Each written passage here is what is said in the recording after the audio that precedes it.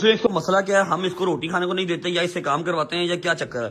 जब आती है फिर फोन करती है रुक जाऊं, वो तो भोले जे मुंह ना पूछती है, मैं कहना यार रुक जाओ। तो यहाँ दिल लगा हुआ ना, अभी वहाँ दिल नहीं लग रहा। आप माजी 80 की बोर्डिंग स्कूल च भर्ती किया है सलाखा बच्चा बंद किया। लगाए ना आप, इसका मतलब दिल क्या लगाए इसको, अब वहां पर मैं कोई टेडी बियर ला के दे दूं? माजी हद हो गई है। डैडी भी यहाँ बड़ा वो ले जाओ। हाँ अब कहती मैं रुक जाऊं, आज मैं नहीं रुकना, आज घर जाएगी मम्मा के नाल। आपने मम्मा के साथ जाना है गजल वगैरह की तरफ, वहां पर आपको पता काम शाम स्टार्ट हो रहा है, ठीक है। और मेरा ख्याल है यहाँ पर शोर शराबा आ रहा है, गजल का मैंने नाम लिया है, शोर शराबा। गजल आओ जी, गजल साहब क्या हाल है? जहाँ रोटी वहाँ गजल है, क्या हाल है? किधर है जवाब, किधर है भाईजान? एक मिनट, आपको क्या हुआ? कड़ी में गिर गए थे आप? क्या हुआ?